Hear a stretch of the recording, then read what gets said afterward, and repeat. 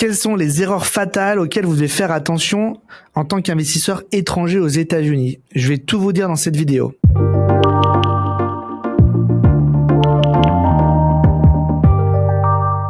Bonjour à tous, je suis Jules Reynard d'Investir.us, je suis ravi de vous retrouver pour cette nouvelle vidéo. Je suis promoteur immobilier, constructeur aux États-Unis, je suis également real estate broker, agent immobilier licencié en Floride. J'ai plus de 10 ans d'expérience aux États-Unis. Et aujourd'hui, le but de cette vidéo, c'est vraiment de faire un petit état des lieux de ce que j'ai vu dans ma carrière, de situations compliquées pour des investisseurs étrangers qui n'avaient pas fait les choses correctement. Alors, pas besoin de se blâmer, on n'est pas censé tout savoir. Quand on commence un nouveau projet, quelque chose de nouveau, il faut simplement s'informer.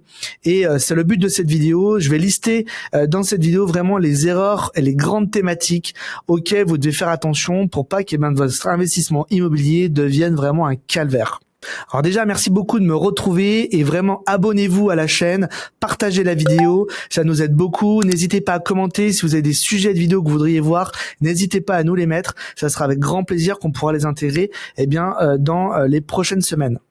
Alors déjà, la première chose qu'il faut surtout pas faire, c'est ignorer l'aspect fiscal et légal en tant qu'étranger. Il y a des règles qui sont propres aux investisseurs étrangers, qui sont certaines différentes des citoyens résidents américains. Elles sont pas très nombreuses, mais il faut un tout petit peu s'organiser en amont. Et c'est pour ça que je parle d'aspect fiscal et légal, parce que généralement, les deux sont liés. Pour faire simple, pour curer une partie des problèmes fiscaux que vous pouvez avoir en tant qu'étranger, il vaut mieux mettre en place une entité juridique type LLC ou Corporation, Limited Liability Company ou Corp. Ça va vous permettre déjà de ne pas être sous le coup de la FIRPA. La FIRPA, c'est une règle fiscale que les États-Unis ont mis en place au moment de la cession du bien, de la vente du bien immobilier. Si vous avez fait cette acquisition en nom personnel, l'avocat ou la title company qui fait la vente, qui va organiser ça, va garder en fait 15% de la vente du bien et envoyer ça à l'IRS, au fisc américain, qui vont retenir ça le temps de faire votre déclaration fiscale l'année suivante. Tout simplement, vous êtes étranger, le fisc américain veut être sûr que vous payez les impôts que vous devez lui payer, notamment l'impôt sur la plus-value, puisque vous faites une vente potentiellement. Et peut-être qu'il n'y a pas d'impôt à payer, mais dans tous les cas, elle va retenir les 15% de manière automatique de la vente si vous investissez en nom personnel. Donc la manière très simple de curer ça, c'est de créer une entité juridique avec au moins 2 membres et vous ne tombez pas sous le coup de la FIRPA puisque c'est une entité américaine qui possède le bien. Ok. La deuxième chose, c'est l'aspect successoral. En mettant en place une entité juridique américaine, vous ne tombez pas sous les règles successorales des investisseurs étrangers. Donc c'est un grand gain.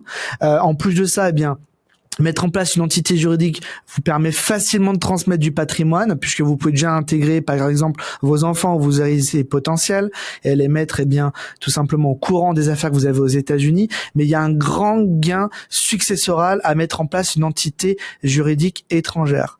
Donc c'est pas très compliqué, il faut juste s'organiser un peu en amont et être proactif pour que la fiscalité ne soit pas une surprise mais que ça soit compris et qu'il n'y ait pas de surprise dès que vous prenez la décision de vendre le bien notamment ou effectivement de transmettre votre patrimoine à vos héritiers. L'autre deuxième grande erreur que je vois beaucoup de la part des investisseurs étrangers qui sont pas du tout au fait du marché, c'est de se concentrer sur le prix uniquement, d'aller voir des biens peu chers et de pas réfléchir à ce qu'il y a derrière. Malheureusement, si le marché, vous trouviez la bonne affaire à distance, que les investisseurs aguerris sur place ne le savaient pas, ça se saurait. Parfois, on m'envoie des biens qui effectivement valent 10 fois moins cher et ils sont juste à côté d'autres biens. Quelle est la raison à ça? La raison peut être multiple, c'est-à-dire des restrictions très importantes sur ce bien. Typiquement en Floride, puis je vais prendre un exemple concret. Parfois, on m'envoie des biens qui valent 100 000 $, alors que juste à côté, il y a des maisons qui valent 500 000 $. Généralement, ce sont déjà des mobil-homes et ce sont généralement des biens qui se situent dans des communautés 55 ans et plus. C'est-à-dire que vous pouvez acquérir ces biens que si vous avez 55 ans et plus. Vous pouvez louer ces biens uniquement si vous avez 55 ans et plus. Et dans beaucoup de cas, vous ne pouvez même pas les louer. Donc, c'est pour ça que la valeur intrinsèque du bien est beaucoup plus faible parce qu'il y a des restrictions très importante. Alors, il y a d'autres aspects à ça. Évidemment, c'est surtout se préoccuper déjà de la taxe foncière et de l'assurance qui est liée à l'acquisition du bien. Il faut pas uniquement regarder la valeur d'acquisition, mais regarder ce qu'il y a derrière d'un county ou d'une city à une autre, voire même d'un school district à un autre. Ça peut être très différent. Donc, renseignez-vous bien à ce qu'il y a derrière, parce que l'acquisition n'est pas la finalité. Il faut surtout aussi regarder les restrictions qu'il y a dans le cadre des HOA. Ce sont donc les copropriétés, les résidences qui ont un certain nombre de restrictions. Un certain nombre de restrictions, ça peut même être ne pas pouvoir louer son bien du tout. Ou certaines restrictions, c'est il faut que le propriétaire occupe son bien au moins pendant 2 ans pour ensuite gagner le droit de louer. Oui, ça existe, c'est complètement légal et c'est même parfois assez commun dans certains quartiers. Nous, en Floride, il y a des restrictions très importantes sur la HOA.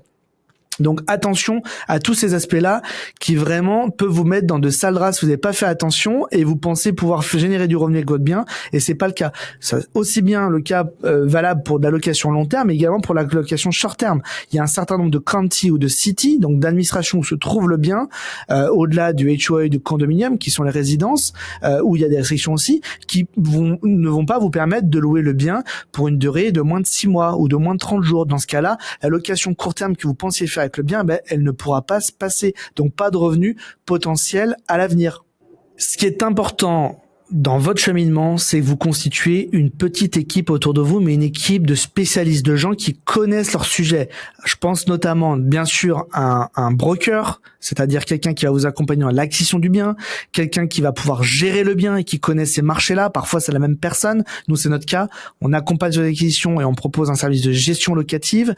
Également, si vous avez besoin d'un financement, d'un courtier en prêt hypothécaire qui est spécialisé pour les étrangers, faites-vous accompagner d'un comptable ou d'un expert comptable qui connaît la fiscalité américaine, potentiellement également d'un avocat pour l'immobilier qui va pouvoir organiser la vente et sécuriser la transaction. Ça, ce sont des gens qui connaissent leur sujet. Vérifiez bien sûr leurs antécédents, regardez les avis qu'il y a sur eux, demandez des références clients si vous vous sentez pas à l'aise, mais faites votre travail de due diligence. Ce qui est vraiment très important, c'est ce travail d'analyse, d'audit en amont, au-delà du marché du bien, des gens avec qui vous êtes travailler. Vous n'avez pas le savoir forcément pour faire cette acquisition. Généralement, vous arrivez sur le marché en tant qu'étranger, vous êtes vierge, vous attendez qu'on vous accompagne. Alors vous, votre job, c'est de trouver les bonnes personnes avec qui travailler. Pour revenir sur une notion que je viens d'évoquer, c'est la notion des HOA et des condominiums. Ce sont donc des systèmes de copropriété, de résidence où il y a un certain nombre de restrictions. C'est extrêmement important que vous ayez à votre connaissance ces restrictions, ces règles avant même d'envoyer une offre. Vous devez avoir connaissance de ça au moment où vous commencez à avoir un intérêt pour le bien. Et très vite, vous évacuez tout ce qui vous intéresse pas. Comprenez que si vous faites de l'investissement immobilier, certains sujets type les locations court terme sur certains territoires, 90 à 95% des biens ne peuvent pas fonctionner pour ce type d'investissement parce qu'il y a des restrictions importantes au niveau du county, de la city ou des résidences et parfois certains marchés il y a beaucoup d'HOA, beaucoup de résidences. Nous c'est le cas sur certains de nos secteurs. Je prends par exemple le sud-ouest de la Floride, le Sarasota County ou Charlotte County. Il y a beaucoup de zones où il y a des restrictions pour protéger les copropriétaires, créer une forme d'homogénéité sur le marché et que la valorisation des biens soit sécurisée. Il y a des restrictions, les gens ne peuvent pas faire n'importe quoi et vous pouvez pas louer à n'importe qui si les documents ne sont pas écrits dans ce sens là. Moi, je dirais que avant de conclure sur cette vidéo, vous devez surtout trouver des personnes honnêtes avec qui travailler, faire ce travail de due diligence, d'audit et contacter des gens et prendre contact avec des gens qui sont qui ont pignon sur rue, qui ont des antécédents, une vraie connaissance, mais surtout qui sont honnêtes, qui vont travailler avec vous dans votre intérêt. Bien sûr, ces gens-là sont là pour gagner de l'argent, sont là aussi pour être rémunérés de différentes manières. Ça peut être une forme de commissionnement, c'est le cas notamment pour les agents immobiliers, où ça va être un honoraire pour des avocats ou des experts comptables par exemple. Ayez connaissance de tout ça, demandez comment les gens gagnent de l'argent. Il faut pas être naïf, mais fonctionnez avec des gens qui ont une vraie compétence, une vraie connaissance, et c'est ce qui va vous mettre en position de succès, évidemment.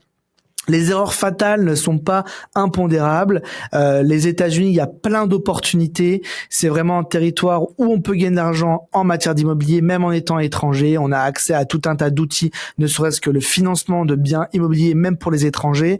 Mais ce qu'il faut vraiment, c'est bien se préparer en amont, même pour une acquisition immobilière. Renseignez-vous, prenez contact avec différentes personnes et puis surtout sélectionnez la personne qui vous convient plus, qui a une proposition qui est le plus adéquate par rapport à vos objectifs. Surtout, n'hésitez pas, si vous voulez aller plus loin, eh bien, en matière de d'investissement immobilier, si vous êtes prêt à faire une acquisition, contactez-nous, on est là pour vous aider. Une seule adresse, contact@investir.us. On vous met également un lien en description dans la vidéo. Vous soumettez votre projet sur le lien, je prends contact avec vous en 24 à 48 heures, on échange et puis, eh bien, on essaie de voir comment est-ce qu'on peut travailler ensemble, voir quels sont vos objectifs. N'hésitez pas à vous abonner, à partager cette vidéo. Je vous dis à très bientôt, bye bye.